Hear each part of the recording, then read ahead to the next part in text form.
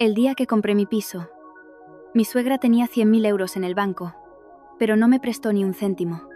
Nada más recibir las llaves, se presentó con una maleta exigiendo vivir conmigo. Mi respuesta fue invitarla a marcharse de mi casa.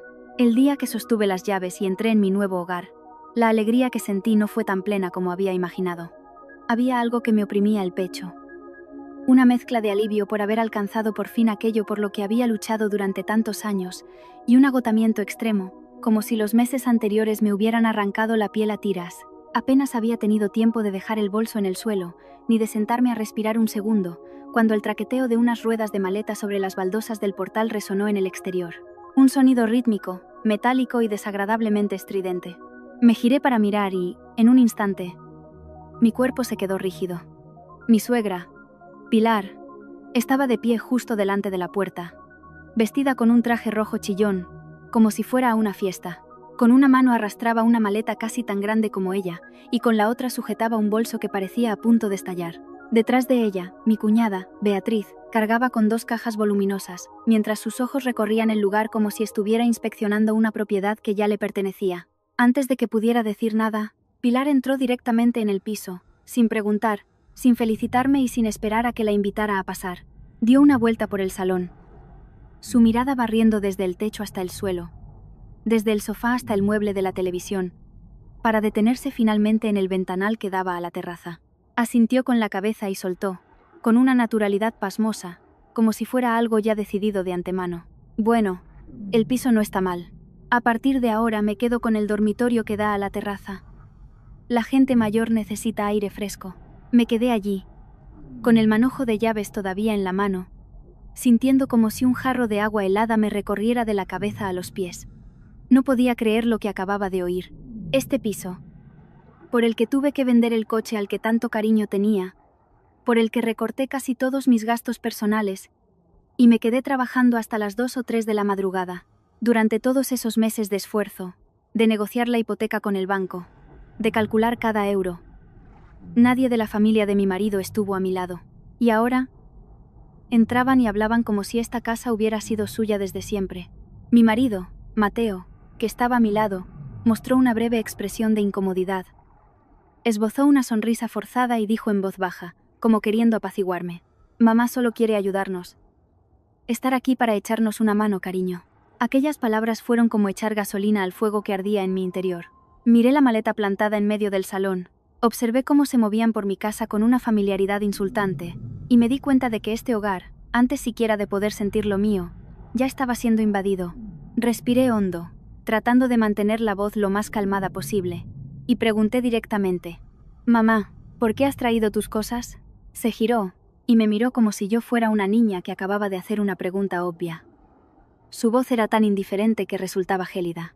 «Pues para vivir con vosotros». «¿Para qué va a ser? En esta casa también ha contribuido mi hijo. Soy su madre, y es mi derecho y mi deber estar aquí». Antes de que pudiera responder, Beatriz intervino con su tono agudo y mordaz: «Ala, como si hubieras comprado el piso tú sola. Mateo también es hijo de esta familia. ¿Qué hay de malo en que mamá venga a vivir con nosotros?». Me quedé observándolos a todos, su forma de hablar, su manera de ocupar mi espacio sin el más mínimo atisbo de vergüenza. En mi mente, reviví con una claridad dolorosa el día en que me senté frente a Pilar y, con voz suave, le pedí un préstamo para poder pagar la entrada del piso. En aquel momento, ella tenía 100.000 euros. Yo no le pedía que me los regalara. Le pedía un préstamo con un contrato y plazos de devolución claros. Pero ella me miró. Sonrió con desdén y pronunció una frase que todavía recuerdo palabra por palabra: «Mi dinero es para mi jubilación, no para que otros hagan negocios con él». Otros. Resulta que, a sus ojos, yo nunca había sido de la familia. El nudo en mi garganta se hizo tan grande que me temblaban las manos. Sin embargo, no sé cómo, mi voz salió sorprendentemente fría. Me acerqué a la mesa y dejé el manojo de llaves. El sonido del metal contra la madera resonó con un clac seco en el silencio de la habitación. La miré fijamente a los ojos y dije, despacio, paladeando cada palabra: «Cuando te necesité, tenías 100.000 euros y no me prestaste ni un céntimo. Ahora, que acabo de recibir las llaves, te presentas con una maleta para exigir tu sitio». Hice una pausa y continué, sin levantar la voz: pero con la suficiente firmeza para que todos en la habitación me oyeran con claridad. Lo siento, pero te ruego que salgas de mi casa. El aire en la habitación pareció solidificarse. Mi marido me miró con los ojos desorbitados, la boca abierta pero sin palabras. Beatriz jadeó, incrédula de que me hubiera atrevido a decir algo así. En cuanto a Pilar, su rostro se tornó de un color morado, y su expresión pasó de la sorpresa a la ira, y de la ira a algo verdaderamente aterrador. Nunca, en todos mis años como su nuera, le había hablado de esa manera. Siempre había cedido, había retrocedido. Me había dicho a mí misma que lo dejara pasar para mantener eso que llamamos familia. Pero en ese momento, de pie en la casa que había ganado con mi propio sudor, viendo a aquellas personas que no me habían ayudado en nada a entrar con arrogancia para reclamar un lugar, supe que si retrocedía una vez más, lo perdería todo. Aquel día, en aquella casa que aún olía a pintura fresca, en medio de un silencio tan denso que costaba respirar, comprendí una cosa con total certeza. Mi matrimonio había llegado a un punto de no retorno, y mis palabras no eran el final. Eran solo el comienzo de una serie de acontecimientos que ni ellos mismos podían imaginar. De pie en mi casa nueva, con el eco de mis propias palabras resonando, tan frías que hasta a mí me sorprendieron, recordé de repente un tiempo muy lejano. Quizás, si no hubiera llegado a ese límite, nunca habría pensado que sería capaz de mirar a mi suegra con una ausencia total de afecto, porque hubo un tiempo en el que creí sinceramente que mi matrimonio sería tranquilo, que si ambos nos esforzábamos, superaríamos cualquier tormenta, que por muy difícil que fuera mi familia política, algún día reconocerían mi valía.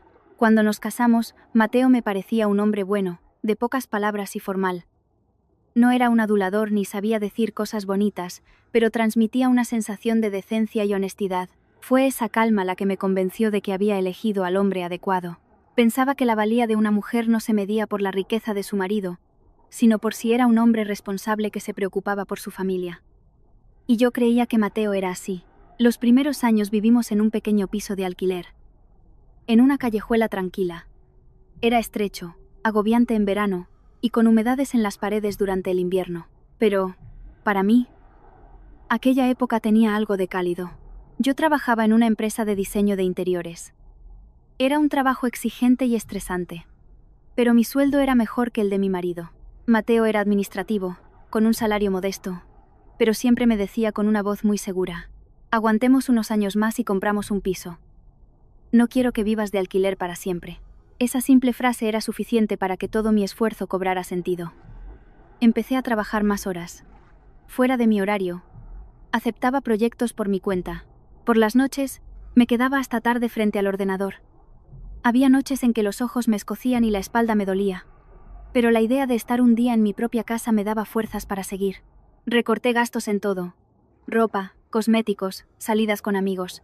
Si una compañera me proponía salir a cenar para desconectar, me negaba, pensando que los euros que ahorrara aliviarían la carga de la futura hipoteca.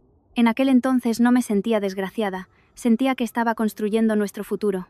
Sin embargo, desde el principio, mi familia política nunca me aceptó del todo. Mi suegra, Pilar, nunca dijo abiertamente que no le gustaba, pero cada palabra, cada mirada, era suficiente para que lo entendiera. No tenía una gran dote, mi familia no era rica, y yo no era el tipo de nuera que agachaba la cabeza y obedecía sin rechistar. Delante de los demás, solía sonreír y decir: Elena sí que sabe ganar dinero. Las mujeres de ahora son mucho más listas que las de antes. Parecía un cumplido, pero la forma en que acentuaba la palabra listas me hacía entender que me estaba llamando calculadora. En aquel entonces, yo todavía era ingenua. Me consolaba pensando que la gente mayor a veces es un poco ácida, que sus palabras no siempre reflejan sus verdaderos sentimientos. Así que me esforcé por comportarme de la mejor manera. En Navidades y cumpleaños, nunca permití que en su casa faltara de nada, desde un buen jamón ibérico, o una caja de vino hasta un masajeador para mi suegro, o un sobre con dinero para mi suegra. Siempre lo preparaba todo con esmero. Pensaba que la convivencia, especialmente en una familia, no requería un amor desbordante, sino un mínimo de amabilidad. Solo esperaba recibir a cambio un respeto básico. A mi suegra le encantaba presumir delante de los parientes de que tenía ahorros, depósitos en el banco y un buen colchón para ayudar a sus hijos en momentos difíciles. Cada vez que la oía decir eso, Me sentía tranquila. No esperaba depender de ella, pero al menos pensaba que si alguna vez teníamos un problema grave, mi familia política no se quedaría de brazos cruzados. Creía que era la nuera de una familia práctica pero con corazón. Ahora, al recordarlo, me doy cuenta de lo ingenua que fui. Cuanto más tiempo pasaba, más claro veía que mi suegra era una experta en calcular el coste y el beneficio de todo.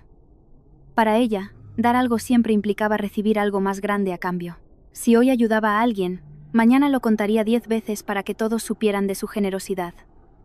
Una vez, le compré un abrigo de buena calidad porque vi que empezaba a hacer frío, pero cuando vinieron unos familiares de visita, dijo sonriendo, me lo compró ella, pero seguro que con el dinero de su marido. ¿Por qué? ¿Cuánto puede ganar una mujer? Yo estaba en la cocina y escuché cada palabra. La mano con la que cortaba la fruta se detuvo en seco. Fue la primera vez que entendí que, para ella, por grande que fuera mi esfuerzo, siempre podía ser anulado con unas pocas palabras. Mi marido, mientras tanto, siempre se situaba en un punto intermedio de la forma más agotadora posible. No es que se pusiera del lado de su madre, pero nunca me defendió con firmeza. Cada vez que su madre decía algo hiriente, me llevaba a otra habitación y susurraba, «Mamá ya es mayor. Lo dice sin mala intención». Repitió esa frase tantas veces que, con el tiempo, dejó de consolarme y solo sentía que me estaba pidiendo que me tragara mi rabia una vez más. A pesar de todo, intenté mantener la familia unida.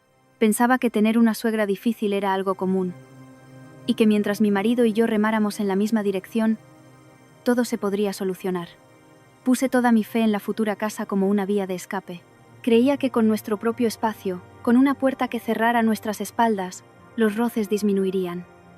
Mi matrimonio sería más llevadero, y Mateo maduraría al tener un hogar construido por los dos. Así que empecé a ahorrar para el piso muy pronto, organizando las finanzas de forma estricta, gastos de la casa, ahorros, un fondo de emergencia, la futura cuota de la hipoteca. Lo anotaba todo. Había meses en que llegaba a casa tarde, muerta de hambre, y cenaba un simple caldo para no gastar. Mientras tanto, los regalos para mis suegros seguían siendo generosos, por miedo a que pensaran que era una tacaña. Vivía con austeridad para mí, pero era generosa con ellos, solo por el temor al que dirán. En aquel entonces, creía sinceramente que solo necesitaba esforzarme un poco más, que el día que tuviera una casa a mi nombre, todo cambiaría. No imaginaba que sería precisamente esa casa la que sacaría a relucir su codicia, capa por capa, y fue porque me había esforzado tanto en cuidar mi matrimonio que, cuando me apuñalaron por la espalda, el dolor fue tan profundo. Si la primera parte de mi matrimonio estuvo llena de esperanzas que me mantuvieron a flote, los años siguientes fueron como una gota de agua cayendo sobre una piedra, sin hacer ruido, pero lo suficiente para erosionar el alma.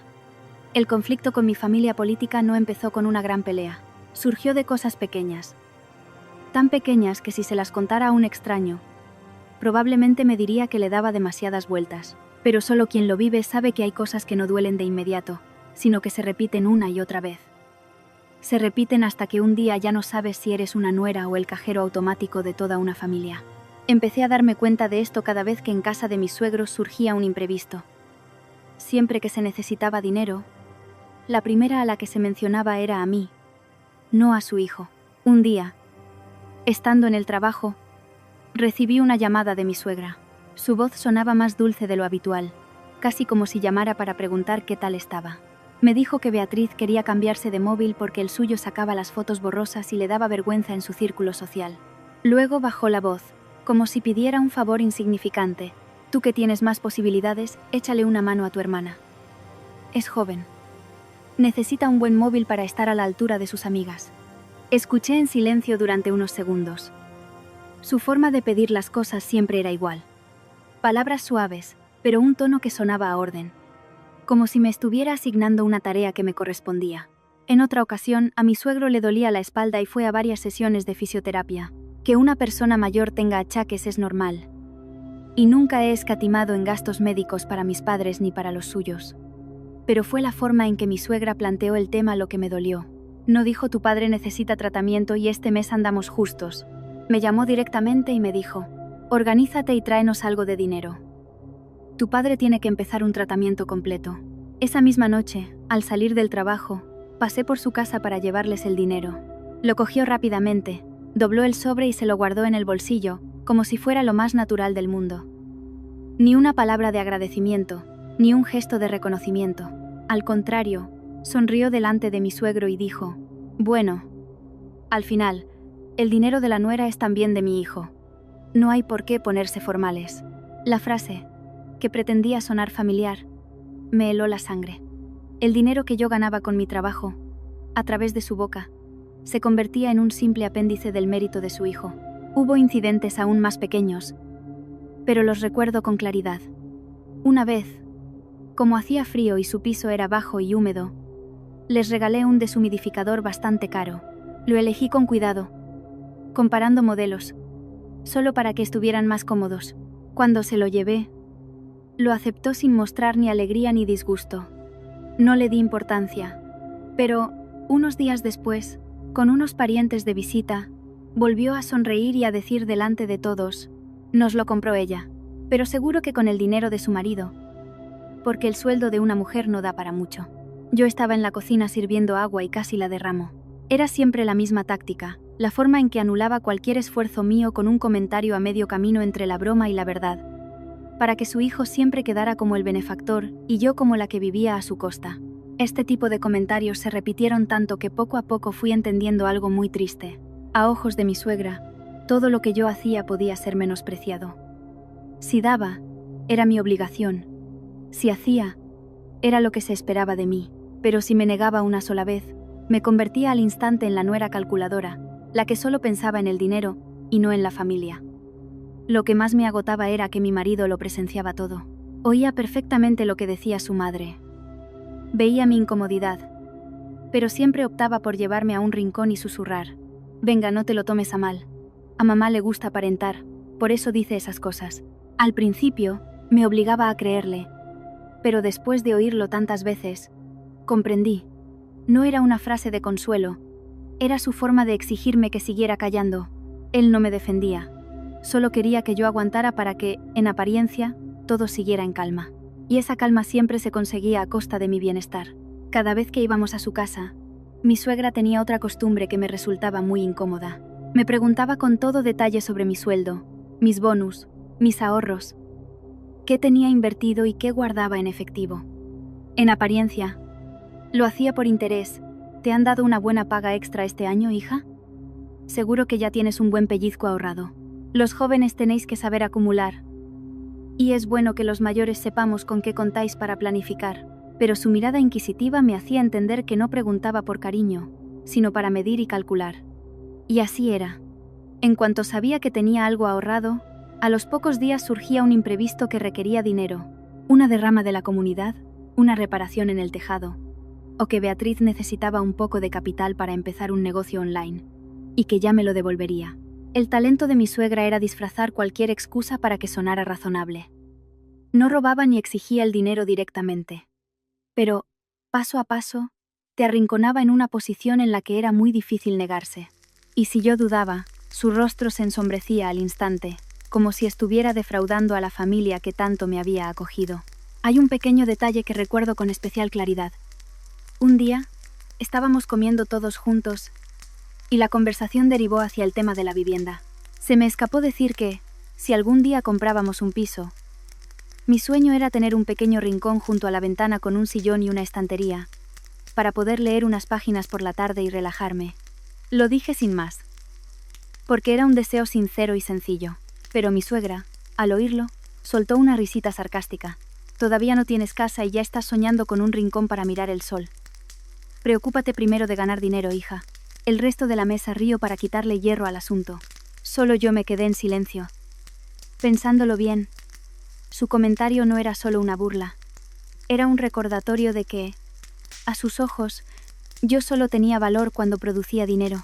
Mis sueños, mis alegrías, mi necesidad de tener un momento para mí, todo eso era secundario. No necesitaba ser feliz.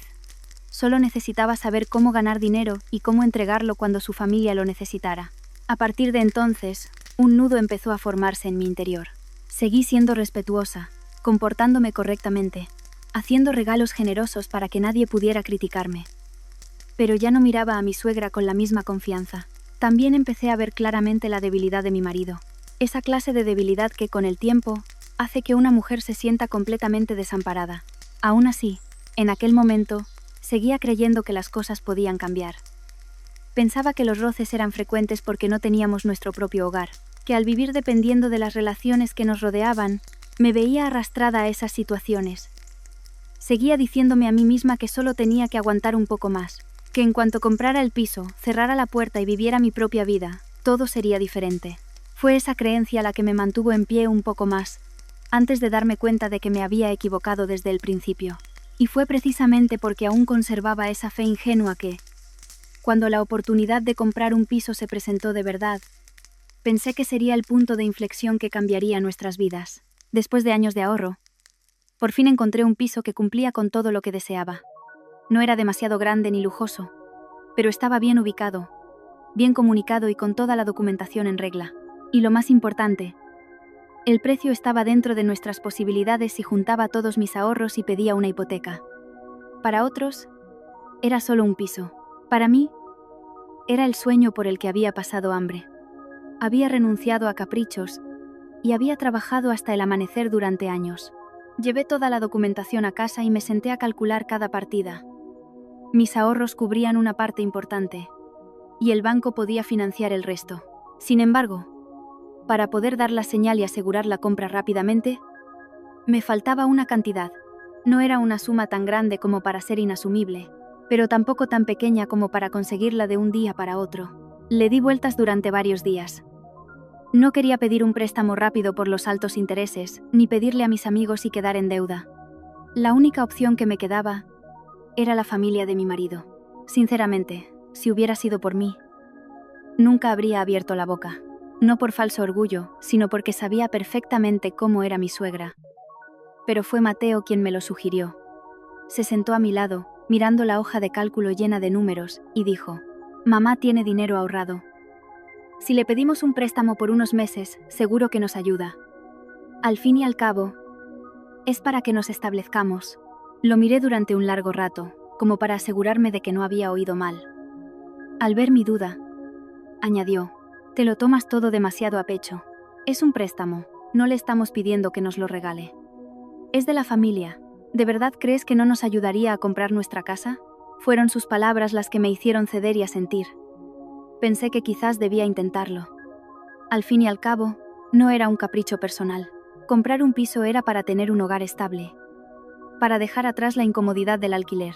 Incluso me dije a mí misma que tal vez esta sería una oportunidad para que mi suegra me viera de otra manera, para que dejara de considerarme una extraña.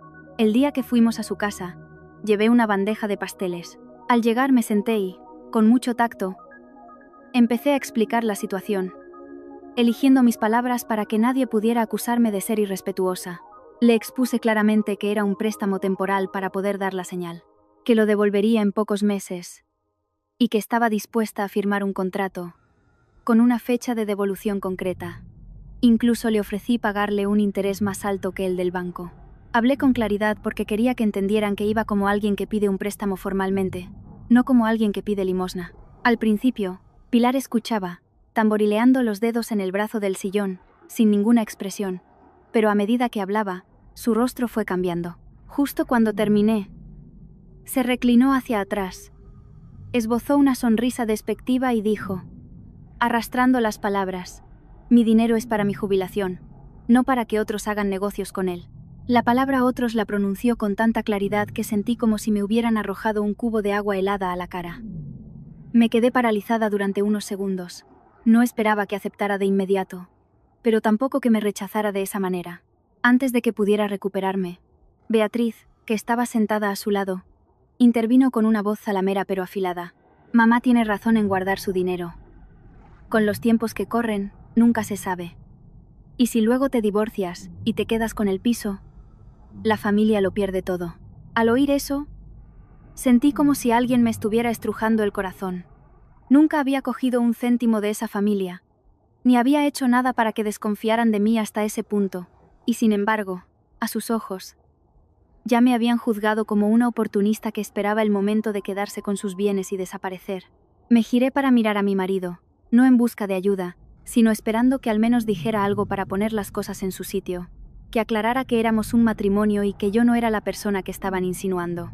Pero Mateo se limitó a rascarse la rodilla, desviar la mirada y susurrar, tan bajo que apenas se le oyó. Bueno, es lógico que mamá se preocupe. Con esa sola frase comprendí que estaba sentada en medio de una familia que nunca me había considerado una de los suyos.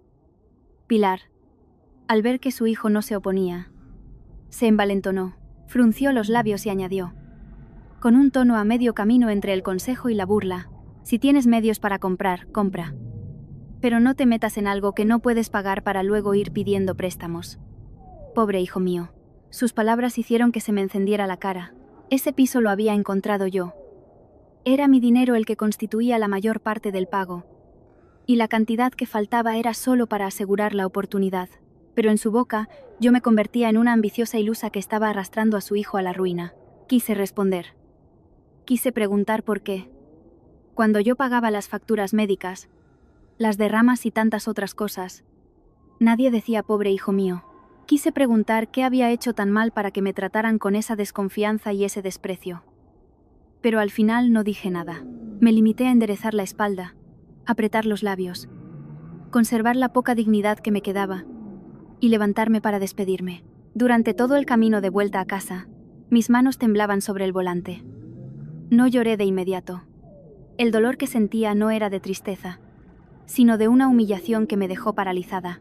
Humillación por haber tenido que pedir. Humillación por ser tratada como una extraña.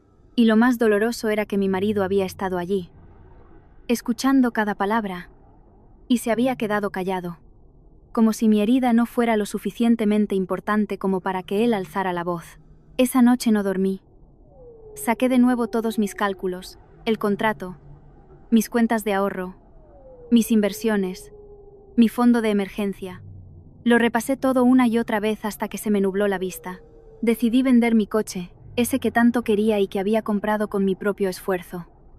Liquidé casi todas mis inversiones personales, asumiendo una pequeña pérdida. Acepté un proyecto extra muy exigente, sabiendo que sería agotador, pero lo hice para cubrir lo que faltaba. Sentada frente a la pantalla del ordenador en la fría madrugada, me dije a mí misma con total claridad: si nadie me presta, lo conseguiré sola.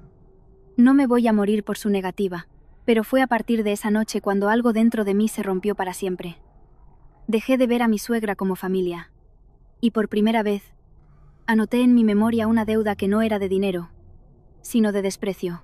Tras aquella noche en la que estuve a punto de rendirme, pero en la que finalmente encontré la manera de recomponer mi plan financiero, mi vida se centró en un único objetivo: conseguir ese piso por mí misma, costara lo que costara. Vendí mi querido coche, eliminé cualquier gasto superfluo y acepté tanto trabajo extra que algunos días, nada más terminar mi jornada, encendía de nuevo el ordenador y seguía hasta la madrugada. Había días en los que estaba tan agotada que la comida no me sabía a nada y solo deseaba tumbarme y dormir. Pero la idea de que el piso pudiera acabar en manos de otra persona por mi tardanza me hacía apretar los dientes y seguir adelante. Fueron meses de agotamiento, pero al final lo conseguí. El día que firmé el contrato de compraventa, mi mano temblaba al sostener el bolígrafo, no por miedo, sino por la avalancha de emociones que me invadía. Alegría, amargura, alivio y resentimiento, todo a la vez. Se suponía que aquel debía ser un día feliz para nosotros dos. El resultado de años de esfuerzo conjunto, pero en ese momento, supe con certeza que ese piso era algo que había alcanzado yo sola, a base de un esfuerzo sobrehumano. El hombre que estaba a mi lado era legalmente mi marido. Pero en este viaje, la mayor parte del tiempo, había caminado sola. Aún así, intenté que las cosas no empeoraran. No quería que el dinero convirtiera a nuestra familia en un campo de batalla. Así que, una vez terminados los trámites, informé a mis suegros. Pensé que, aunque Pilar no me hubiera prestado el dinero, y aunque ya conociera su verdadera naturaleza, al menos, como padres, deberían alegrarse de que sus hijos hubieran conseguido un hogar. No esperaba que compartieran mi felicidad. Solo un mínimo de decencia para poder seguir creyendo que las cosas no eran tan crueles. Pero me equivoqué. Aquel día llevé fruta a su casa. Al entrar, vi a Pilar sentada en el salón, con una taza de té en la mano, tan serena como siempre. Apenas me senté, y antes de que pudiera terminar la frase, Ya hemos cerrado la compra del piso.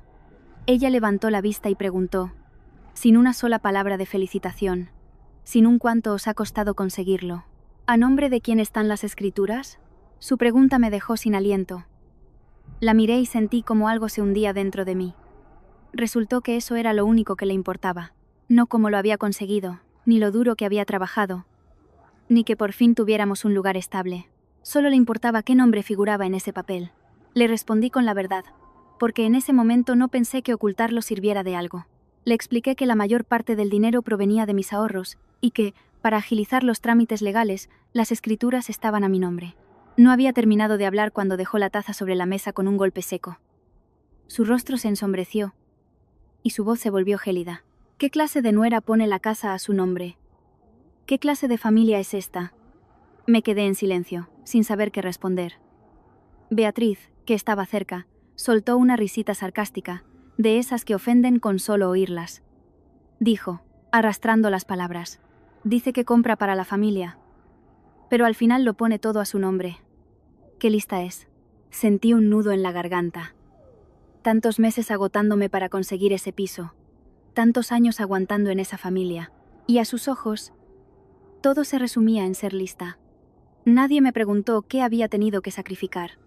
Nadie reconoció mi esfuerzo. Solo estaban obsesionados con cómo convertir lo que yo había conseguido en algo que les beneficiara a ellos. Fue entonces cuando Mateo habló, pero no para defenderme. Me llevó discretamente a la cocina y me susurró, como si estuviera diciendo algo muy razonable. ¿Por qué no añades mi nombre a las escrituras para que mamá se quede tranquila? Al fin y al cabo, es nuestra casa. Da igual a nombre de quién esté. Me giré bruscamente para mirarlo. Por un instante, no pude creer que fuera él quien decía eso. Le pregunté directamente. Sin rodeos, cuando necesité el dinero, no pudiste ayudar. Cuando tu madre me lo negó, te quedaste callado. ¿Y ahora que he comprado el piso? ¿De repente os preocupa a todos el nombre que figura en las escrituras? Su rostro palideció, pero en lugar de sentirse avergonzado, frunció el ceño y me espetó. Estás siendo muy calculadora. Si un matrimonio empieza a hacer tantas distinciones, ¿dónde queda el amor?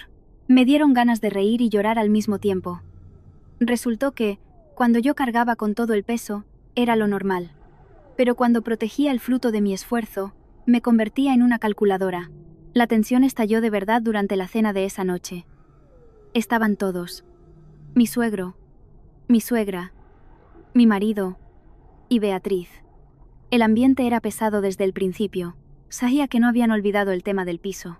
Y, tal como esperaba, Pilar dejó los cubiertos, me miró fijamente y dijo delante de todos, con una voz tan cruel que me heló la sangre. Las mujeres como tú solo acumulan dinero y propiedades para luego echar a mi hijo a la calle. Aquellas palabras fueron como una bofetada. Toda la paciencia que había acumulado se rompió. Levanté la vista y, por primera vez, le respondí en la mesa, sin rodeos ni diplomacia. Si tan mala persona me consideras, entonces no deberías haber aceptado mis regalos, ni el dinero que te he dado, ni haber dejado que me hiciera cargo de tantos problemas de esta familia. Se hizo un silencio sepulcral. Mi suegro golpeó la mesa y me gritó que era una impertinente. Beatriz saltó inmediatamente a defender a su madre, con la cara roja de ira, como si la ofendida fuera ella, y Mateo, en lugar de intentar mediar con justicia, se giró hacia mí y me recriminó por armar un escándalo, diciéndome que no sabía respetar a mis mayores. En ese instante, los cuatro me acorralaron, convirtiéndome en la culpable solo porque me negaba a entregarles el fruto de mi trabajo. Esa noche, cuando volví a nuestro pequeño piso de alquiler, saqué el contrato de compraventa y lo puse sobre la mesa. Me quedé mirándolo durante mucho tiempo, con las manos temblando. Se suponía que tener ese contrato en mis manos debería hacerme feliz, pero esa noche, lo que sentía era un dolor profundo. Comprendí que ese piso no era solo el hogar que acababa de conseguir. Era una prueba, y en un solo día, esa prueba había desenmascarado por completo la verdadera naturaleza de mi familia política. A partir de ese momento, tracé una línea en mi mente. Podía seguir siendo su esposa, podía aguantar un poco más para no llevar las cosas al extremo, pero me prometí a mí misma una cosa. Nunca permitiría que nadie convirtiera la casa que había pagado con mi sangre, mi sudor y mi propia dignidad en un lugar donde pudieran entrar a darme lecciones de vida. En aquel entonces, solo pensaba que era una forma de protegerme. No imaginaba que esa misma promesa volvería a mi mente, intacta, en medio de mi casa nueva, con el sonido de una maleta arrastrándose por el suelo y la mirada descarada de quienes pensaban que mi paciencia era infinita. Nada más terminar de hablar, la casa entera pareció congelarse durante unos segundos. Nadie esperaba que fuera tan directa, y menos el día que estrenaba el piso. Pero ese silencio no duró mucho. Un instante después, Pilar estrelló la maleta contra el suelo. El golpe resonó con un eco desagradable en el espacio aún vacío. Luego, gritó, con el rostro enrojecido por la rabia: ¿te atreves a echar a tu suegra de casa?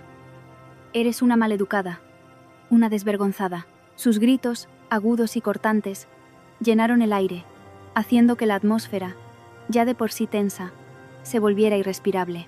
Mi marido, que parecía despertar de su estupor, se abalanzó sobre mí y me agarró de la muñeca.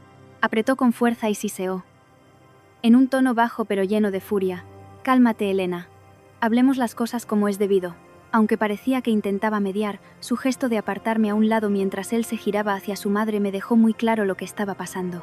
En ese momento, lo que le preocupaba no era mi nivel de desesperación, sino el orgullo herido de su madre. Me solté de un tirón. Sentí un ardor en la muñeca, pero mi corazón se heló. Miré a los tres y dije, con voz clara, sin prisa pero sin pausa: esta casa la he comprado yo. Nadie tiene derecho a entrar con sus cosas y quedarse. Beatriz, al oír esto, pareció estallar. Se acercó a mí, casi rozándome la cara con el dedo, y se burló con una mezcla de descaro y desprecio. Te crees muy importante por tener un piso. Si mi hermano no hubiera firmado los papeles, a ver cómo lo habrías comprado. Me giré para mirarla a ella y luego a mi marido. Por alguna razón en ese momento, más que enfadarme, me dio una risa amarga. Solté una carcajada fría y respondí al instante: ¿que tu hermano firmó? ¿Dónde? Enséñame una sola firma suya en el contrato de compraventa. Mis palabras fueron como una bofetada para los dos hermanos. Beatriz se quedó sin habla, y el rostro de Mateo se endureció. Balbuceó, pero no pudo decir nada. Él sabía mejor que nadie con el dinero de quién se había comprado esa casa, a nombre de quién estaban las escrituras y cuál había sido su contribución en todo el proceso. Su silencio fue la respuesta más elocuente. Al ver a su hijo acorralado, Pilar cambió de táctica. Debo reconocer que es una actriz excelente. Si un momento antes estaba gritando, al siguiente se dejó caer en el sofá nuevo como si fuera la mayor víctima del mundo. Se llevó una mano al pecho y con la otra se secó lágrimas imaginarias, mientras sollozaba de forma teatral. Crío a mi hijo para que, cuando se case, su mujer eche a su madre a la calle. ¡Qué vida tan desgraciada la mía! Por Dios, su llanto no era de dolor. Era un llanto calculado, para que la oyeran, para crear una escena. Y, tal como esperaba, fuera en la calle se empezaron a oír pasos más lentos. El piso estaba en una zona residencial tranquila, y cualquier voz un poco alta llamaba la atención. Pilar, envalentonada, subió el volumen de sus lamentos, lanzando cada frase hacia el exterior. «Qué terribles son las nueras de ahora. Ni siquiera ha calentado la casa y ya está echando a su suegra. ¿Qué mal he hecho yo para que me trate así?» La sangre me subió a la cabeza. Acababa de entrar en esta casa, las paredes aún olían a pintura y ni siquiera había deshecho las cajas. Y ella estaba sentada en mi salón, montando un drama de mercado. Caminé rápidamente hacia la puerta principal y la cerré de un portazo para bloquear las miradas curiosas. Luego me giré hacia ella y dije, en voz baja pero firme: si no te vas por tu propio pie, llamaré a seguridad. Esta vez, mi marido se enfureció de verdad. Seguramente, a sus ojos, yo había cruzado una línea que él nunca imaginó que traspasaría. Me gritó, arrastrando las palabras: «Te estás pasando, Elena». «Es mi madre». Me volví hacia él y, mirándole directamente a los ojos, respondí sin dudar un segundo: «Y yo soy la que ha pagado esta casa». La frase silenció la habitación. Ya no era una discusión. Era la verdad más cruda, esa que ninguno de ellos quería oír. Pilar se levantó de un salto del sofá, con el rostro amoratado y una mirada afilada como un cuchillo. Dejó de llorar. Cuando las lágrimas no funcionan, su verdadera naturaleza sale a la luz. Me señaló con el dedo y siseó, con un odio palpable: «Muy bien. Échame hoy.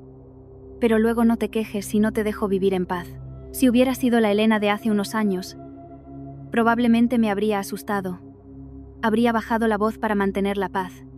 Pero, extrañamente, En ese momento sentí una calma absoluta. Cuando ves la verdadera cara de alguien, sus amenazas ya no dan tanto miedo. Me quedé quieta, devolviéndole la mirada, y dije una sola palabra: inténtalo. Beatriz se acercó a su madre, tirando de ella, en un gesto que era mitad consejo, mitad echar más leña al fuego. Vámonos, mamá. No vale la pena gastar saliva con gente así.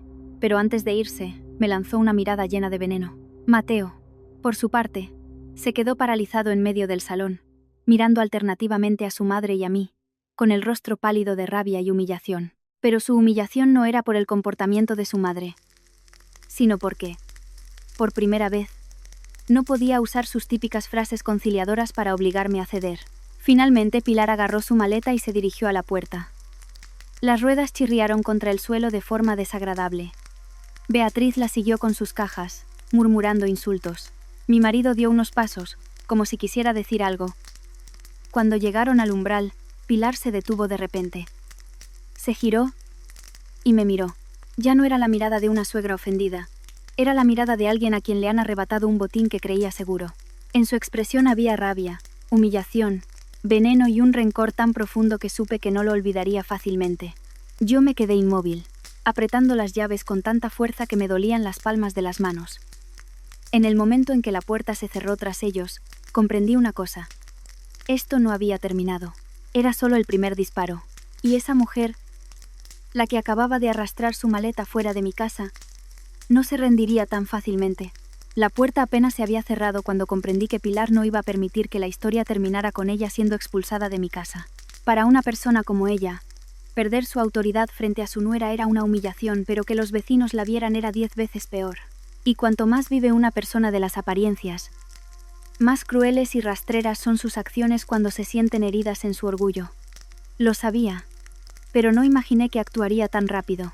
Esa misma noche, mi teléfono empezó a sonar sin parar.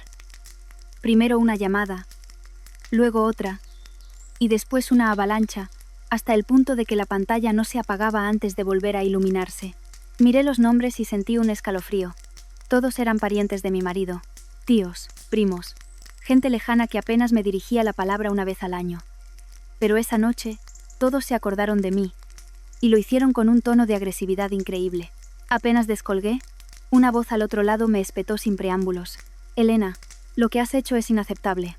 Antes de que pudiera decir nada, continuó, con un tono pesado y sentencioso. Una suegra es una suegra, para bien o para mal. ¿Cómo puedes echarla de casa el mismo día que te mudas? Eso es no tener corazón. Sostuve el teléfono, aturdida. No le había contado a nadie lo sucedido. Ni siquiera me había sentado a ordenar mis propios pensamientos después de la confrontación. Pero era evidente que la historia ya se había extendido, rápida y uniformemente, y por supuesto, en la versión que Pilar quería contar. Una llamada terminaba y otra empezaba. Alguien ni siquiera se molestó en preguntar. Simplemente me gritó en cuanto dije: «Hola, me han dicho que has echado a tu suegra a la calle. La gente como tú acaba pagándolo». Me quedé en silencio un largo rato después de esa llamada. No porque no tuviera respuesta, sino porque me di cuenta de que la velocidad de la difamación de mi familia política superaba cualquier cosa que hubiera imaginado. En cuestión de horas, lo que había sido un intento de Pilar de instalarse en mi casa por la fuerza se había convertido, en su versión, en la historia de una nuera maleducada y desagradecida que, en cuanto tuvo un poco de dinero, despreció a toda la familia de su marido. Silencié el teléfono, pero los mensajes seguían llegando. Algunos, en lugar de llamar, escribían largos párrafos sobre los deberes de una buena nuera, el respeto a los mayores y cómo la virtud de una mujer se mide por su comportamiento. Al leerlos, solo sentía agotamiento. Lo más irónico es que, entre quienes me daban lecciones, ninguno me había preguntado jamás cómo era mi vida con ellos, por lo que había pasado o a qué situaciones me habían sometido. Les bastaba con escuchar una versión para que, automáticamente, la culpable fuera yo. Abrí el grupo de WhatsApp de la familia y, como sospechaba, Beatriz se había adelantado a todos. No me nombró directamente, pero publicó un estado lleno de indirectas justo cuando todos los parientes estaban conectados. Hay gente que, en cuanto se casa, se olvida de lo que es ser una buena hija. Con tener un piso se creen reinas. Debajo, varios respondieron al instante. Algunos con emoticonos de desaprobación, otros con comentarios ambiguos como: Hay que vivir de forma que los hijos tengan un buen ejemplo. Miré la pantalla y sentí una mezcla de hastío y frialdad. No les importaba la verdad. Solo querían una historia jugosa sobre la que cotillear. Lo que más me dolió fue que Mateo lo sabía todo. Estaba en ese grupo. Vio cada comentario sobre mí. Vio cómo su madre y su hermana me convertían en una paria ante toda la familia. Pero lo único que me envió fue un mensaje corto. Ten un poco de paciencia. No hagas esto más grande. Leí y releí el mensaje, y luego lo llamé. Mi voz era muy tranquila. Tan tranquila que hasta a mí me sorprendió. ¿No ves que me están convirtiendo en un monstruo? Hubo un silencio al otro lado de la línea. Luego, suspiró y dijo, deja que las cosas se calmen. Sonreí con amargura. Era su respuesta de siempre, que yo tuviera paciencia, que yo me callara, que yo cargara con las consecuencias de lo que otros hacían, solo para que su familia pudiera mantener una falsa paz. No dije nada más, colgué, dejé el teléfono sobre la mesa y me quedé en silencio en mi casa nueva. El piso era mucho más grande que el de alquiler, pero esa noche se sentía vacío y frío. Había pensado que, al mudarme, lo primero que encontraría sería tranquilidad. En cambio, apenas crucé el umbral, me vi envuelta en un caos creado por mi propia familia política. A la mañana siguiente, antes de que terminara de desayunar, oí un murmullo de gente en la puerta. Me asomé por la ventana y sentí un escalofrío. Pilar había vuelto, pero esta vez no estaba sola. La acompañaban 2 tías de mi marido, un tío mayor y Beatriz. Se plantaron frente a mi puerta, no gritando de inmediato, pero su formación en línea era suficiente para que todo el vecindario supiera que algo estaba pasando. Salí y abrí la puerta solo lo justo, sin invitar a nadie a entrar. En cuanto Pilar me vio, alzó la voz, deliberadamente alta para que los vecinos la oyeran. No voy a entrar. Solo he venido a que me aclares una cosa. ¿Esta casa es de mi hijo, o es solo tuya? Sus palabras hicieron que la sangre me subiera a la cabeza. Sabía perfectamente cómo estaban las escrituras, pero lo preguntaba a gritos, a plena luz del día, delante de parientes y vecinos, para sembrar la duda y hacerme parecer una nuera que le roba a su marido. Abrí un poco más la puerta, pero me quedé bloqueando el paso, y respondí con firmeza, quien tenga documentos que demuestren su derecho a vivir aquí, que entre. Un tío mayor, al oír esto, me gritó enfadado, ¿así le hablas a tu familia? ¡Qué arrogancia! Por tener un simple piso. Me giré hacia él y sin levantar la voz, pero con cada palabra muy clara dije, tío, pague usted un piso de su bolsillo, y luego me cuenta si le parece bien que alguien venga a instalarse sin permiso. La tensión se podía cortar. La gente que pasaba ralentizaba el paso para mirar. Vi cómo se entreabrían algunas ventanas de los edificios cercanos. Beatriz, de brazos cruzados junto a su madre, sonreía con aire de suficiencia. Era obvio que disfrutaba viéndome acorralada en público. Pilar, mientras tanto, continuaba con su papel de suegra sufridora, hablando lo suficientemente alto y con el tono justo de víctima para que los extraños pensaran que yo era una nuera cruel y desagradecida. Justo en ese momento, Isabel, mi vecina de al lado, a la que apenas había saludado un par de veces, salió a su jardín. No me miró directamente. Simplemente se quedó allí y dijo, en voz baja, pero firme, los problemas de cada casa se resuelven dentro. No monten un escándalo que moleste a todo el vecindario. Sus palabras, aunque no eran duras, actuaron como un freno en el momento justo. Pilar se detuvo, sorprendida. Probablemente no esperaba que, en medio de su intento de presionarme con toda la familia, un extraño interviniera. Al verse interrumpida, no pudo seguir con el espectáculo, pero antes de darse la vuelta, se giró y me miró. Su mirada era tan venenosa que la recuerdo hasta el día de hoy. Dijo lentamente, como si escupiera cada palabra, quédate con el piso. Ya veremos cuánto tiempo lo conservas. Al oír eso, supe que ya no se trataba de una rabieta por su orgullo herido. Sonaba a una amenaza calculada, y mientras los veía marcharse, entendí una cosa. Pilar no se detendría en difamarme ante la familia. Estaba planeando algo más. Algo mucho más peligroso. Las palabras de mi suegra resonaron en mi cabeza durante toda la tarde. Ya veremos cuánto tiempo lo conservas. Si solo hubiera sido la rabia del momento, habría gritado un par de insultos más y se habría ido. Pero no. Su tono, su mirada, no eran los de alguien enfadado por una afrenta a su orgullo.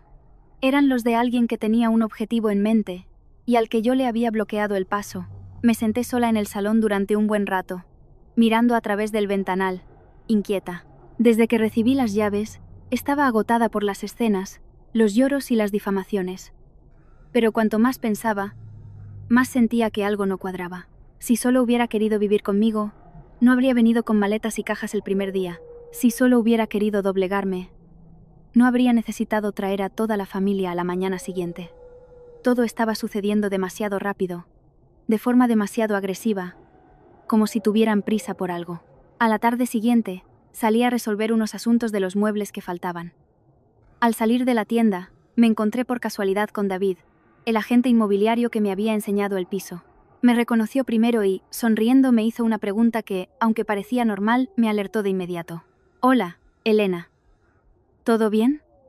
Es que hace poco alguien de la familia de tu marido estuvo preguntando con mucho interés por el piso». Me detuve en seco en el aparcamiento.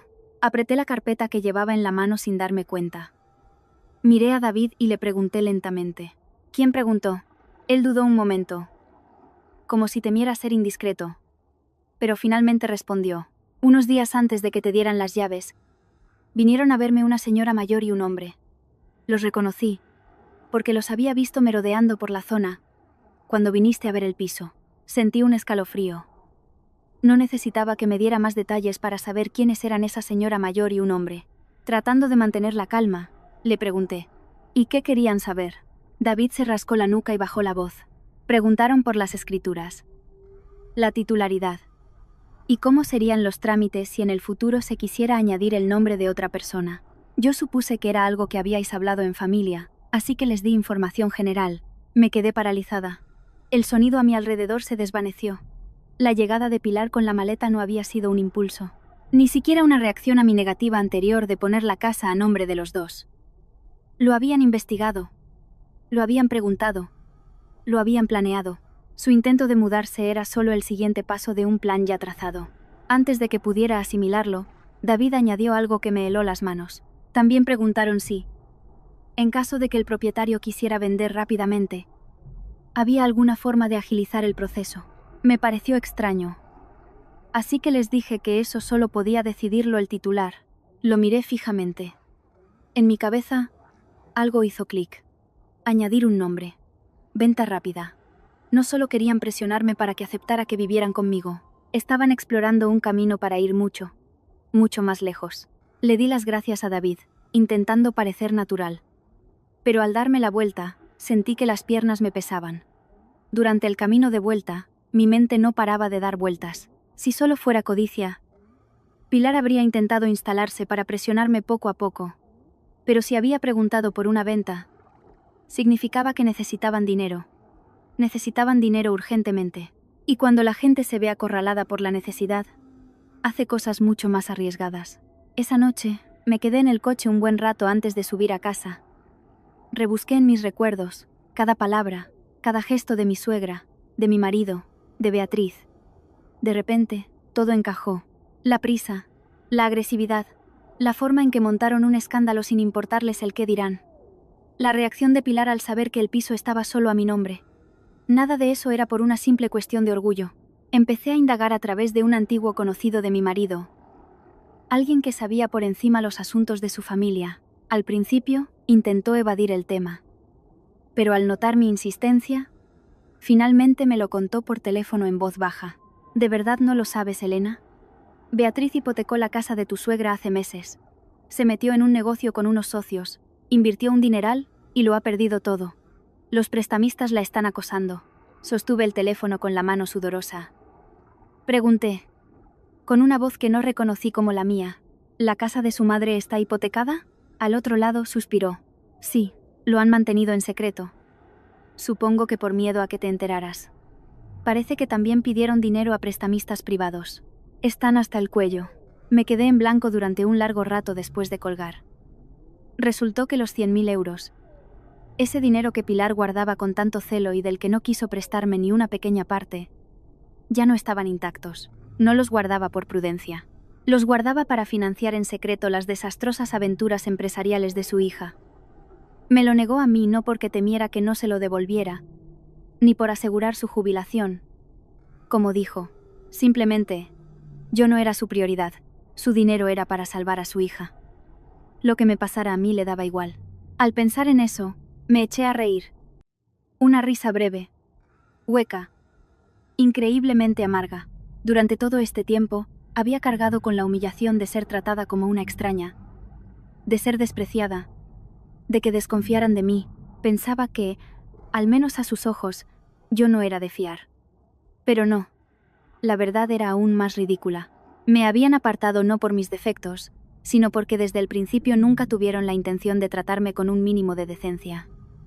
Reservaban lo mejor para su hija, y cuando todo se vino abajo, se giraron para intentar devorar mi casa como si fuera un salvavidas. Me recliné en el asiento, mirando el techo del coche. El sentimiento que me invadía ya no era de autocompasión. Era más frío, más claro, más afilado. Todas las piezas del puzzle encajaban. Mi suegra no solo quería un techo bajo el que cobijarse. Necesitaba convertir mi casa en algo a lo que aferrarse, en un activo con el que maniobrar para tapar el agujero que ella y su hija habían cavado. Me enderecé. Dejé el teléfono sobre el salpicadero y miré la oscuridad del exterior.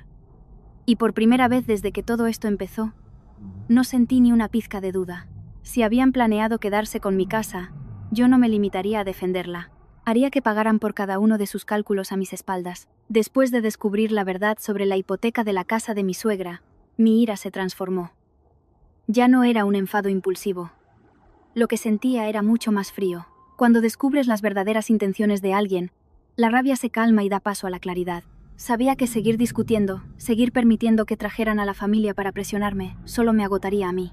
Para detenerlos, tenía que hacer que ellos mismos se delataran. A la mañana siguiente, llamé a Mateo.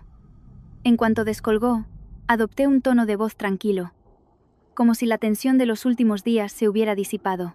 Lo he estado pensando. Si mamá quiere vivir con nosotros, podemos volver a hablarlo. Con solo esa frase, escuché claramente cómo soltaba un suspiro de alivio al otro lado.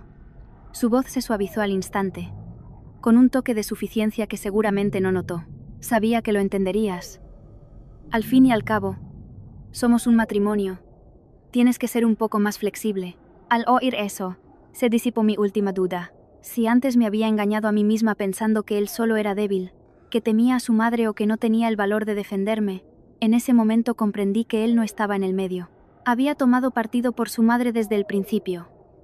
Simplemente quería que yo cediera por mi cuenta, para no tener que cargar con la culpa de traicionar a su esposa. No lo desenmascaré. Continué con mi tono calmado. Si vamos a vivir juntos, todo tiene que quedar por escrito. ¿Quién vivirá aquí? ¿Por cuánto tiempo? ¿Cuáles serán sus derechos y obligaciones? Quiero dejarlo todo claro desde el principio para evitar futuras discusiones. Hubo una breve pausa al otro lado. Probablemente no esperaba esa propuesta, pero finalmente respondió. De acuerdo. Hablaré con mamá. No habían pasado ni 30 minutos cuando volvió a llamar, con la voz más apresurada. Mamá está de acuerdo. Dice que firmará lo que haga falta, con tal de poder mudarse. Colgué y me quedé en silencio, sintiendo un sabor amargo en la boca. Una persona normal, si de verdad solo quisiera quedarse un tiempo, se lo pensaría 2 veces al oír hablar de un contrato con cláusulas, pero Pilar había aceptado de inmediato. Eso solo significaba una cosa. Para ella, ese papel era solo un pequeño sacrificio para alcanzar un objetivo mucho mayor. Llamé a una antigua compañera de la universidad que era abogada y le pedí que redactara un acuerdo muy estricto.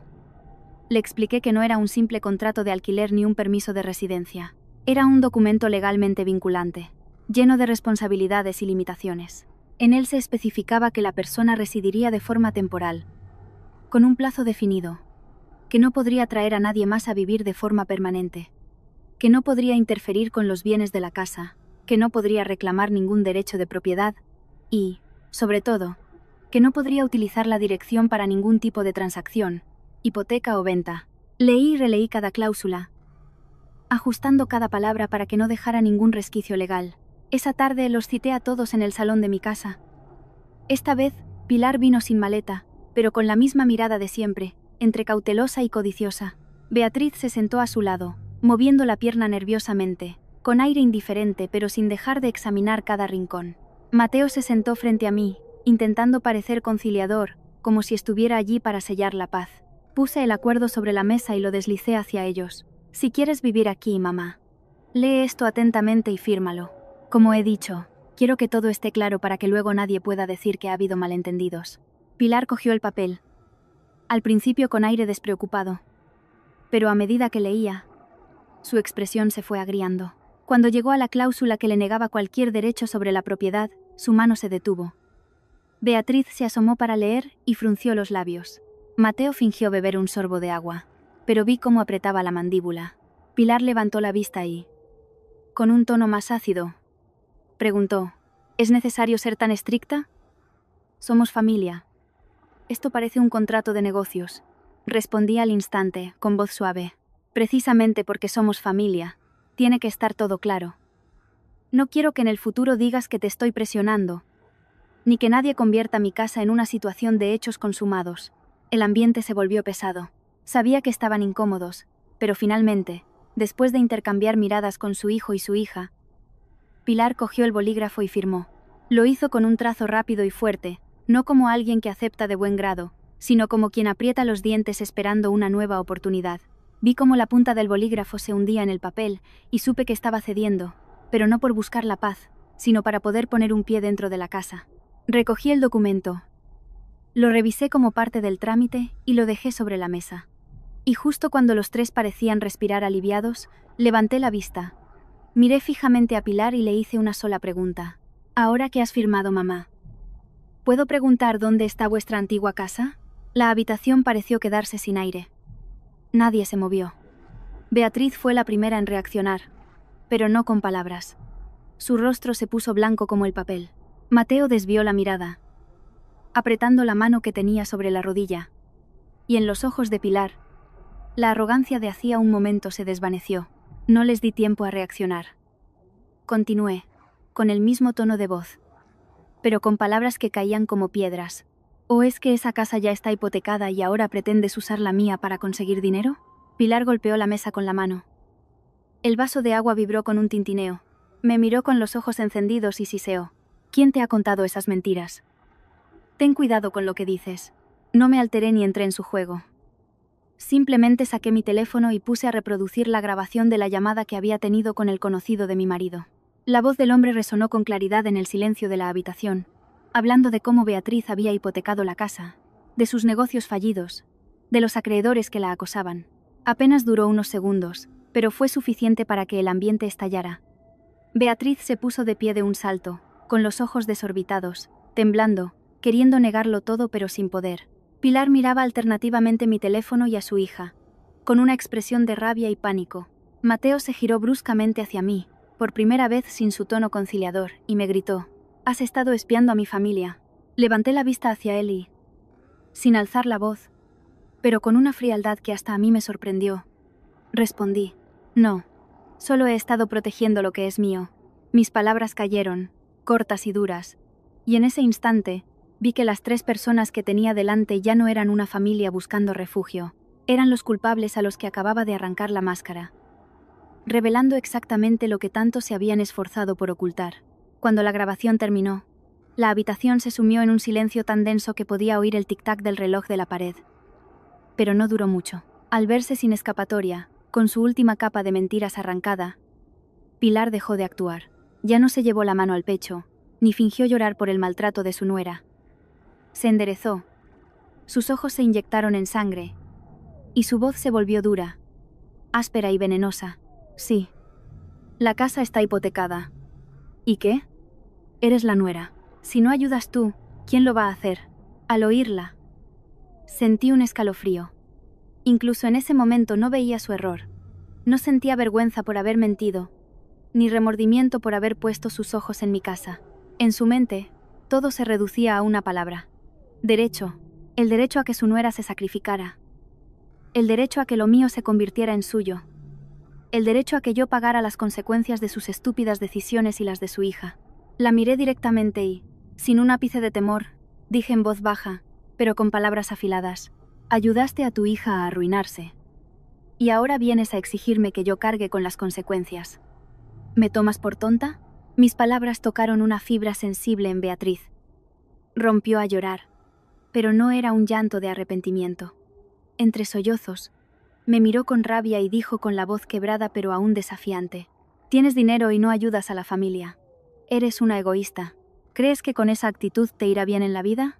Me eché a reír. Una risa seca, extraña. Ladeé la cabeza y le respondí sin prisa: «¿Qué familia? La que me dio la espalda cuando la necesité y que ahora viene a invadir mi casa porque tengo algo».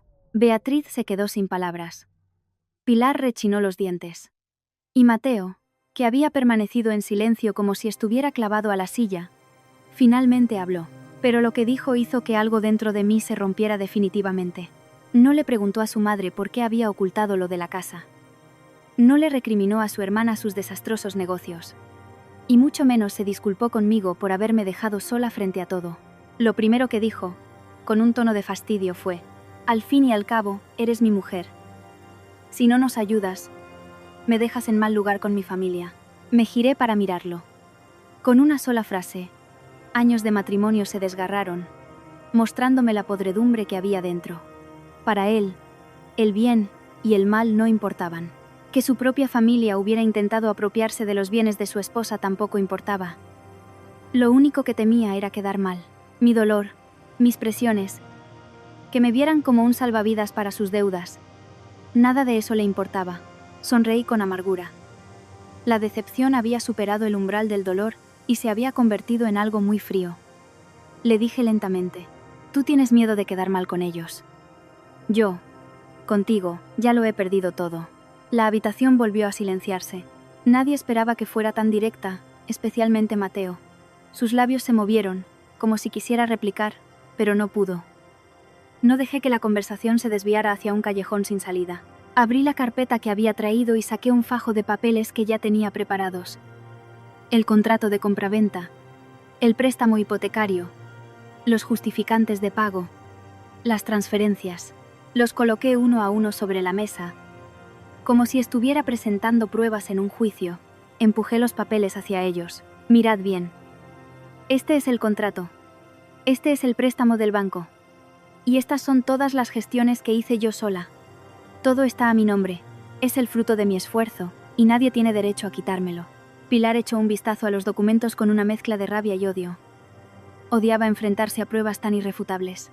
Para ella, era mucho más fácil manipular con falsos moralismos que con papeles. Pero ese día, no le dejé escapatoria. Beatriz a su lado estaba pálida pero con los labios apretados, intentando mantener una última pizca de arrogancia. Y Mateo miraba fijamente los documentos, con una expresión sombría. Fue la primera vez que lo vi comprender de verdad que en esa casa no había ni una sola grieta por la que él o su familia pudieran colarse con su falsa moralidad. Finalmente, Pilar habló, pero ya no con su habitual tono de víctima. Me señaló con el dedo, con una mirada que parecía querer devorarme. «Muy bien. Quédatela. Pero te advierto que no vas a vivir en paz». Antes, esa amenaza me habría inquietado. Pero en ese momento, solo me pareció ridículo. Esa mujer nunca me había dado paz. Solo me había traído presión, cálculos y una codicia disfrazada de amor maternal. Me levanté y me acerqué lentamente a ella. La tensión era máxima, pero no grité. Me incliné lo suficiente para mirarla a los ojos y le susurré, con una claridad gélida: «Inténtalo, pero esta vez, no seré yo la que ceda». Mis palabras la dejaron atónita. Quizás fue la primera vez que sintió de verdad que la nuera a la que estaba acostumbrada a someter ya no existía. Ya no estaba la mujer que se tragaba su orgullo para mantener la paz, la que temía el qué dirán. Frente a ella había alguien que había visto la verdadera cara de toda su familia política y a la que se le habían agotado las ganas de aguantar. El aire en la habitación era irrespirable. Mateo estaba sentado entre su madre y yo, pero ya no era un mediador. Era como un títere tirado por dos hilos, y cuanto más intentaba mantenerse en el medio, más evidente se hacía su cobardía. Lo miré por última vez ese día. Una sola mirada fue suficiente para comprender la verdad más dolorosa de mi matrimonio. El hombre en el que había confiado, el que creía que era mi apoyo, en realidad nunca había estado de mi lado. Recogí mis documentos, los guardé en la carpeta y me erguí. A partir de ese momento, desapareció de mi mente cualquier idea de salvar o preservar nada. Ya no luchaba por mantener una familia. Me estaba preparando para una confrontación final, en la que no habría lugar para la clemencia ni para las falsas ilusiones sobre la palabra familia. Después de aquella confrontación, No volví a dirigirles la palabra. Comprendí que intentar razonar con ellos usando los sentimientos era una pérdida de tiempo. Unas personas que habían planeado quedarse con mi casa, que se habían sentado frente a mí para convertir mi hogar en su salvavidas financiero, no se detendrían por un simple debate sobre lo que está bien o mal. Para frenarlos, no podía ser blanda, tenía que cortarles el paso. Esa noche, Mateo no paraba de entrar y salir de la terraza, hablando por teléfono en susurros.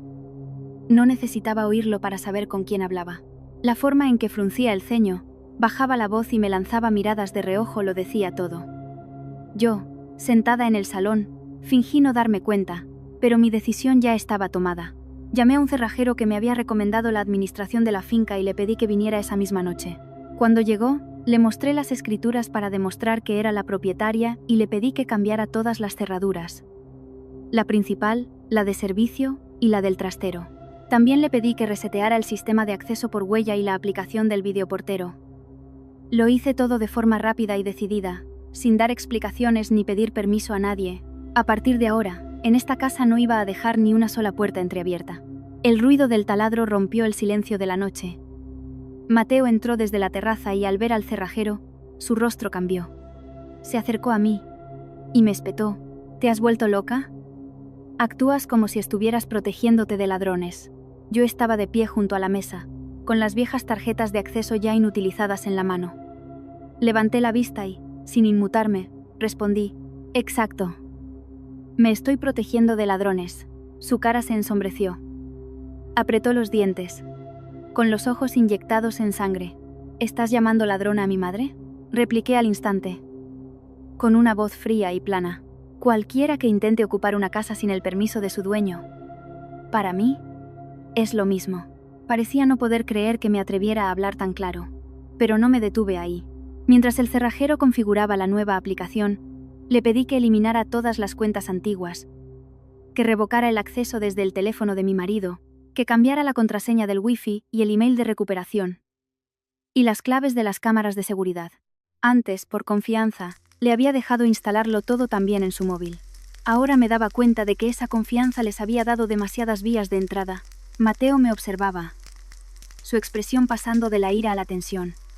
Cuando estaba firmando el recibo del cerrajero, intentó detenerme. ¿Con esto pretendes echarme a mí también? Aparté su mano de mi muñeca y dije lentamente, si sigues considerando esta casa como un lugar al que tu madre y tu hermana pueden venir a ocupar, entonces saca tus propias conclusiones. Se quedó paralizado.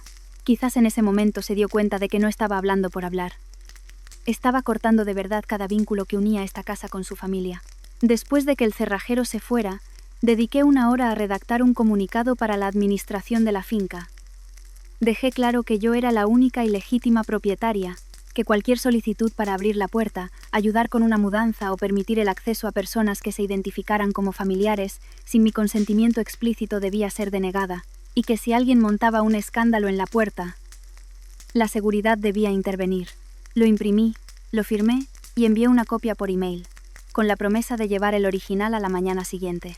Hice todo con una calma metódica, como si estuviera gestionando un riesgo que había que neutralizar. Esa noche apenas dormí. No por miedo, sino porque sabía que a la mañana siguiente pasaría algo. Conociendo a Pilar, cuanto más se le cerraban las puertas, más se enfurecía. Y mientras siguiera viendo mi casa como su única salida, no se rendiría por un simple cambio de cerradura. Y así fue. A media mañana, oí el ruido de una furgoneta parando frente a la casa. Me asomé al balcón del segundo piso, y la escena que vi me provocó una risa helada. Pilar estaba de pie en medio de la acera, con un vestido de flores llamativo y el pelo recogido, con cara de pocos amigos. A su lado, Beatriz, con las manos en las caderas, y detrás, una furgoneta de mudanzas de la que asomaban bolsas, un ventilador, cajas de cartón y un edredón atado con cuerdas. Era evidente que no venían a hablar, venían a instalarse por la fuerza. En cuanto me vio en el balcón, Pilar me señaló y gritó para que todos la oyeran. «Abre la puerta y déjate de tonterías». Me quedé quieta, con las manos apoyadas en la barandilla, y respondí con un tono de voz lo suficientemente alto para que se me oyera, pero sin gritar. «Ya te lo he dicho, en mi casa no entra nadie que venga a ocuparla». Fue como echarle gasolina al fuego. Delante de los guardias de seguridad y de varios vecinos que ya se asomaban, se puso a chillar. ¿Pretendes humillarme delante de todo el mundo? La miré y le respondí escuetamente. Te estás humillando tú sola. Yo no te he invitado. Beatriz, roja de ira, miró a su alrededor, agarró una escoba que había apoyada en la valla y amagó con lanzarla contra la puerta, mientras siseaba. Bruja, ¿te crees que por tener un piso eres la reina? Un guardia de seguridad se acercó y la detuvo, recordándole con firmeza que no podía causar altercados. El ambiente era irrespirable. La furgoneta, aparcada en la calle. Las cosas, apiladas bajo el sol. Y Pilar, a punto de estallar. Justo en ese momento, Mateo salió de la casa. Supongo que bajó al oír el jaleo. Se plantó en el patio y levantó la vista hacia mí. Su mirada era una mezcla de rabia e impotencia. Pero su voz ya no era suplicante. Sonaba a orden. Elena, abre la puerta. No me obligues a que esto vaya a más. Lo miré directamente, sin un ápice de duda. Pues hazlo. Esta vez. Quiero que vaya a más. Para que todo quede claro de una vez por todas. Mis palabras cayeron en medio de un silencio tenso. Quizás fue entonces cuando tanto Pilar como mi marido comprendieron que yo ya no iba a dar marcha atrás. Ya no era la nuera que temía el qué dirán, a la que podían doblegar con presiones familiares o lágrimas de cocodrilo. Finalmente, con la intervención de la seguridad y la imposibilidad de forzar la entrada, mi familia política se quedó fuera. Sus cosas seguían en la furgoneta, bajo un sol abrasador. Pilar seguía maldiciendo. Beatriz tenía una mueca de rabia y Mateo se quedó paralizado, como si le hubieran arrebatado un poder que siempre había creído tener. No dije nada más. Les dediqué una última mirada y corrí la cortina. En ese instante, supe que habían entendido que la nuera dócil y sumisa, a la que estaban acostumbrados, ya no existía. Ni por un segundo pensé que Pilar se rendiría después de la escena frente a mi casa. Para alguien como ella, ser humillada delante de la seguridad, de los vecinos y de su propio hijo, no era una simple derrota. Era una afrenta a su orgullo. Y las personas que viven por y para las apariencias, cuando se sienten acorraladas, son capaces de las acciones más sucias y desesperadas. Lo sabía, y también sabía que la única persona que podía abrirle la puerta de mi casa era mi marido. Esa noche, le dije a Mateo que había quedado con un cliente para cerrar los últimos detalles de los muebles. Me vestí, cogí el bolso y las llaves del coche, e incluso le dije con total naturalidad: tú quédate descansando, no tardaré mucho. Él asintió muy rápido. Tan rápido que confirmó mis sospechas. En otro momento, me habría preguntado a dónde iba, con quién y a qué hora volvería. Pero esa noche, solo dijo: vale, ve tranquila. Esa repentina despreocupación no era porque se preocupara menos por mí, sino porque su mente estaba ocupada esperando otra cosa. Conduje hasta salir de la urbanización, di una vuelta y aparqué en una esquina discreta, desde donde podía ver la entrada de servicio trasera. Mi corazón latía con una calma gélida. Saber que tenía que presenciar la traición de mi propio marido con mis propios ojos ya no me alteraba. Quizás porque, en el fondo, ya sabía cuál iba a ser el resultado. No habían pasado ni 30 minutos cuando apareció Mateo. Salió de la urbanización, miró a su alrededor y se dirigió rápidamente hacia la puerta de servicio. Segundos después, Pilar y Beatriz salieron de la oscuridad y se colaron dentro. No venían con las manos vacías.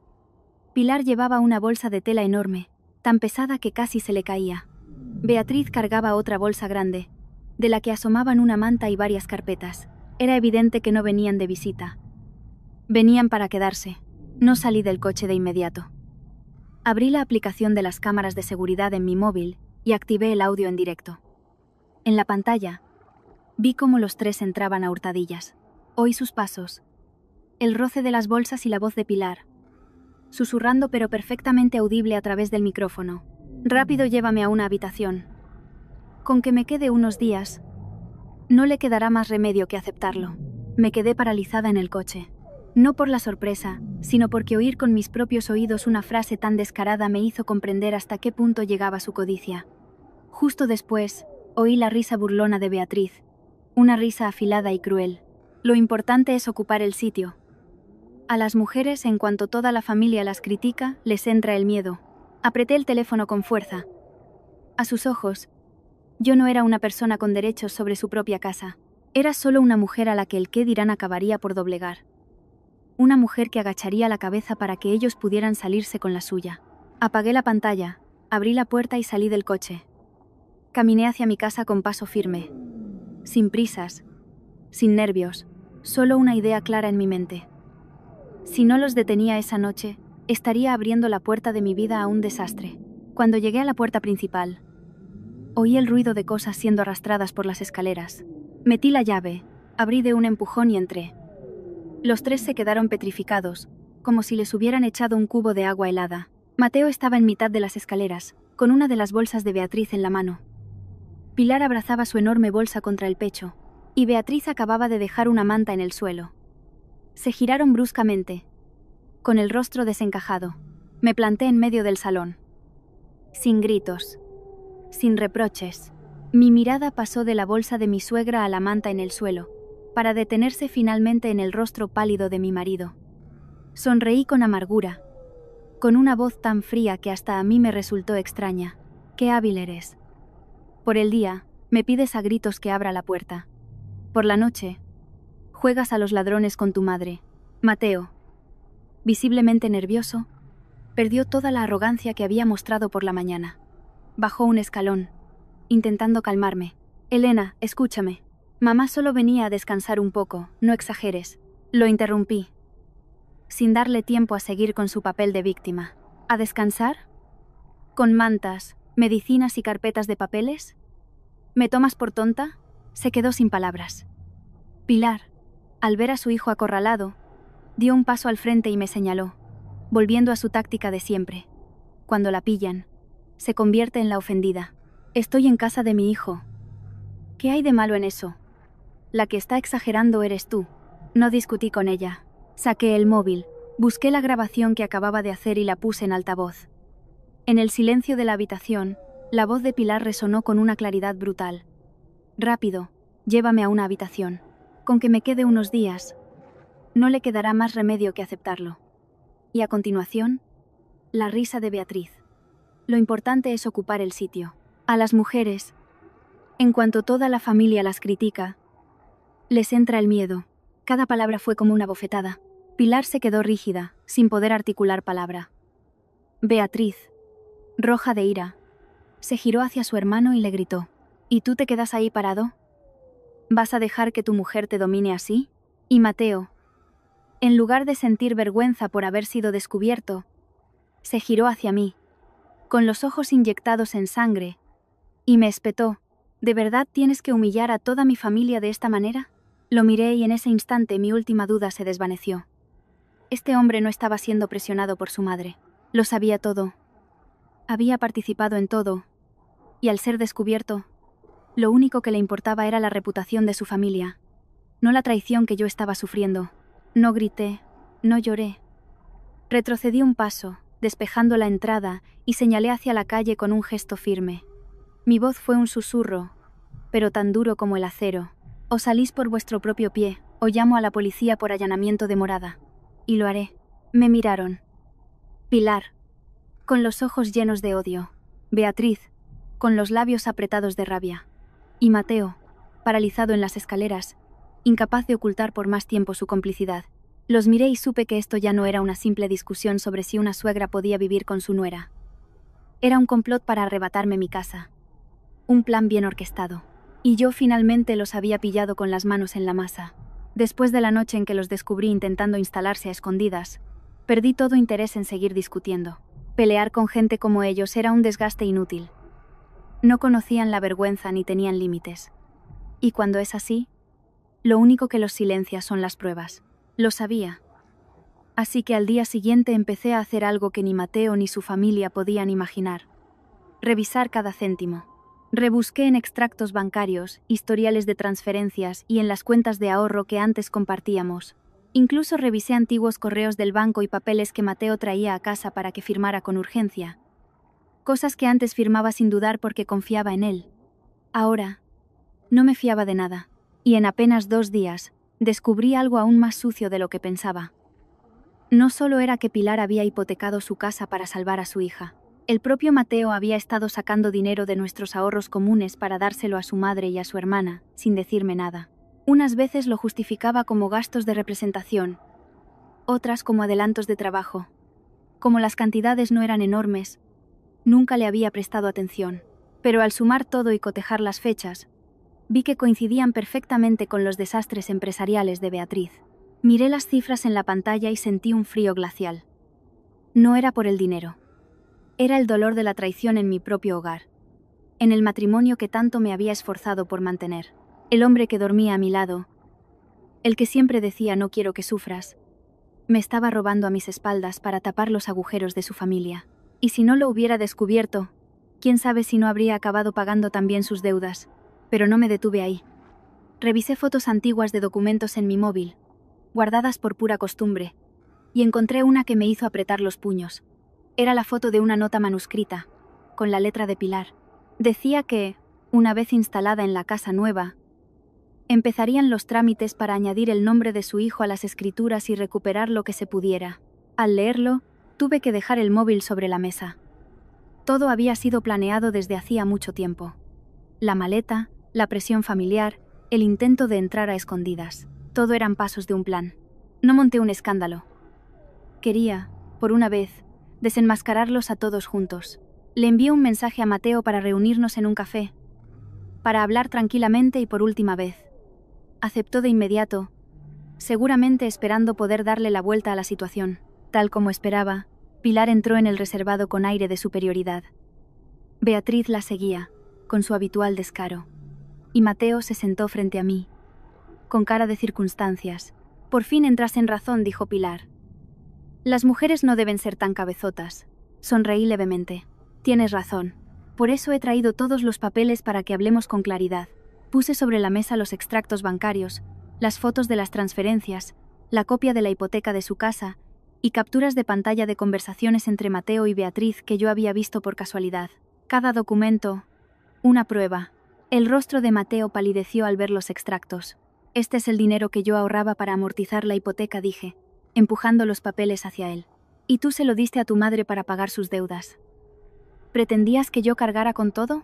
Antes de que pudiera responder, Beatriz intentó arrebatarme los papeles. La detuve en seco. Tócalos y llamo a los camareros como testigos. Pilar, al principio, intentó negarlo. Es dinero de la familia. ¿Qué hay de malo en ayudarse?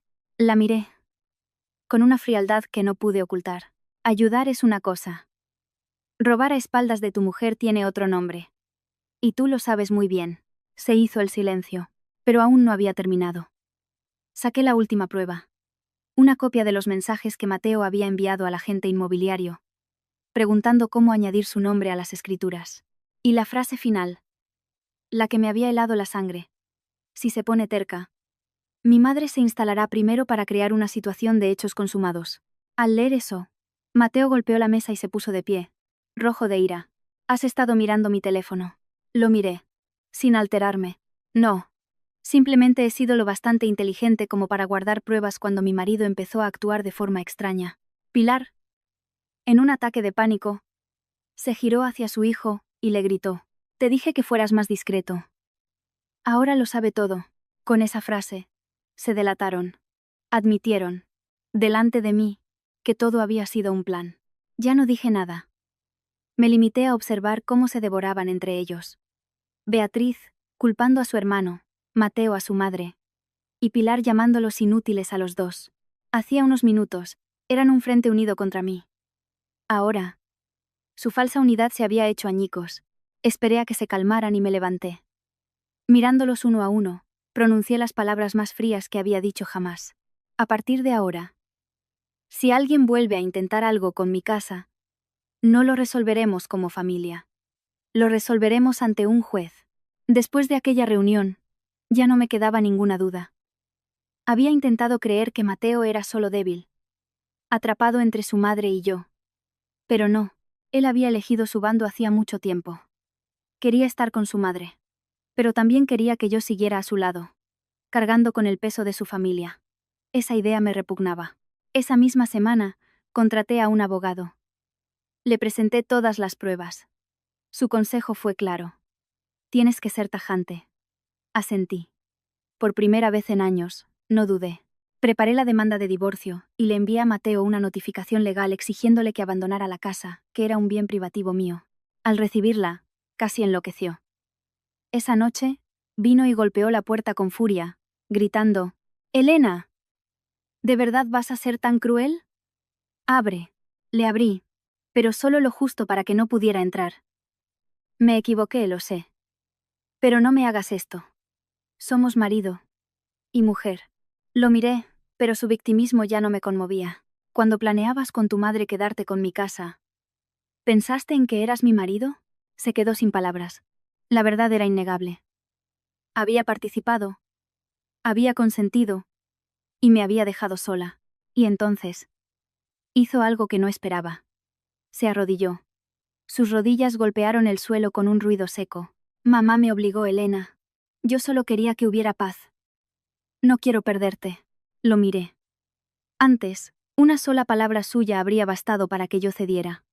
Pero esa paz de la que hablaba siempre había sido a mi costa. Yo me sacrificaba, y ellos avanzaban. Si cedía ahora, me estaría traicionando a mí misma. En ese momento, oí gritos y pasos apresurados. Pilar y Beatriz llegaron corriendo. Al ver a su hijo arrodillado, Pilar no sintió compasión, sino una furia ciega. Lo levantó de un tirón y me gritó, con una voz estridente: «Maldita seas. Has hecho que mi hijo se arrodille ante ti. Las mujeres como tú destruyen familias». Y luego, añadió la frase, que reveló su verdadera mentalidad: «La casa de la esposa también es del marido. Si te casas y no lo entiendes, te quedarás sin nada». Sentí un escalofrío. En su mundo, una nuera no era una persona. Era una posesión. Una cartera que debía entregarlo todo al entrar en la familia. «Te equivocas», le respondí con calma. «En tu época, quizás podíais someter a las nueras con la excusa de la familia. En la mía, quien paga, manda». Beatriz intervino con su veneno habitual. «No creas que con divorciarte se acaba todo. Toda la familia te hará la vida imposible». «Adelante», repliqué, mirándola fijamente. «Pero prepárate para que tu hipoteca, tus deudas y tus negocios turbios salgan a la luz». Su rostro se descompuso. Pilar también vaciló, pero siguió insultando e incluso intentó abofetearme. El escándalo fue tal que los guardias de seguridad tuvieron que intervenir. Los vecinos salieron a mirar. El orgullo que Pilar tanto había defendido se hizo añicos en el patio de mi casa. No quise seguir con esa escena. Entré, cogí la demanda de divorcio y se la puse a Mateo en las manos. Lo miré por última vez y le dije, en voz baja pero para que todos oyeran: «No me has perdido hoy. Me perdiste el día que planeaste con tu madre quedarte con esta casa». Dicho esto, lo solté. Mateo se derrumbó en el escalón de la entrada, con la demanda en las manos, el rostro blanco y la mirada vacía. Y Pilar, por primera vez, lloró. No lágrimas falsas, sino lágrimas de verdad. Las lágrimas de quien se da cuenta, demasiado tarde, de que la cartera que pensaba que podía saquear para siempre, se había cerrado de golpe. Después de presentar la demanda, todo fue más rápido de lo que ellos esperaban. Mi abogado fue implacable. Se demostró que la casa era un bien privativo, y que los fondos que Mateo había desviado debían ser justificados. El castillo de naipes de la familia se derrumbó. Mateo pasó del ruego al pánico. Se dio cuenta de que no solo me había perdido a mí, sino que ahora tenía que enfrentarse a las consecuencias de sus actos. Su familia, por su parte, se vio acorralada por las deudas. La casa de Pilar no era suficiente, y la mía era intocable. El salvavidas que habían buscado se había hundido. Pilar me llamó innumerables veces. Primero para insultarme, luego para suplicar. «Sálvame esta vez», lloró un día, «y te juro que no volveré a molestarte». Cuando yo te necesité le respondí: «Tenías 100.000 euros y no me prestaste ni uno. ¿Con qué derecho me pides ahora que sacrifique mi casa?». Colgó. Mateo vino a verme una última vez. Estaba demacrado. «Sé que me equivoqué», dijo. «Firma lo que quieras. Pero por favor, no dejes a mi madre en la calle». «Quien la ha dejado en la calle no soy yo», le dije. «Ha sido su propia codicia». Poco después, supe que tuvieron que vender unas tierras familiares para pagar las deudas.